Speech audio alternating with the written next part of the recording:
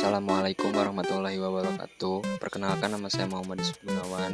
Di video ini saya akan membahas tugas tentang risiko likuiditas. Baik, yang pertama ada pengertian risiko likuiditas. Risiko likuiditas adalah potensi kesulitan perusahaan dalam memenuhi kewajiban keuangan ketika jatuh tempo akibat keterbatasan dana tunai atau lebih sulitnya mengonversi aset menjadi kas. Risiko ini dapat muncul meskipun perusahaan memiliki aset besar, apabila aset tersebut tidak mudah dicairkan dalam waktu singkat. Selanjutnya, konsep likuiditas. Likuiditas menggambarkan kemampuan perusahaan dalam memenuhi kewajiban jangka pendek menggunakan aset lancar seperti kas, setara kas, dan piutang. Perusahaan dikatakan liquid apabila mampu membayar utang tepat waktu tanpa mengganggu operasional. Oleh karena itu, likuiditas lebih menekankan pada arus kas aktual dibandingkan laba akuntansi.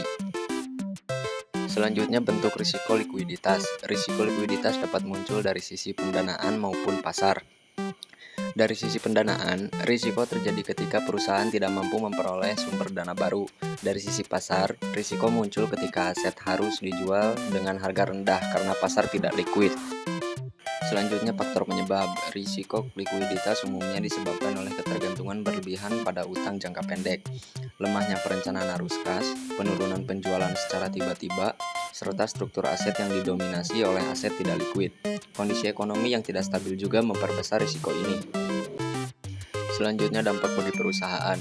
Ketika risiko likuiditas tidak terkendali, perusahaan dapat mengalami keterlambatan pembayaran utang, meningkatnya biaya pendanaan, hingga penurunan kepercayaan dari kreditur dan investor. Dalam kondisi ekstrim, masalah likuiditas dapat berujung pada kebangkrutan meskipun perusahaan masih memiliki prospek bisnis yang baik. Selanjutnya, strategi pengelolaan. Pengelolaan risiko likuiditas menuntut perencanaan kas yang disiplin, diversifikasi sumber pendanaan, serta pengelolaan aset dan kewajiban yang seimbang. Perusahaan juga perlu menyediakan cadangan likuiditas sebagai langkah antisipatif terhadap ketidakpastian.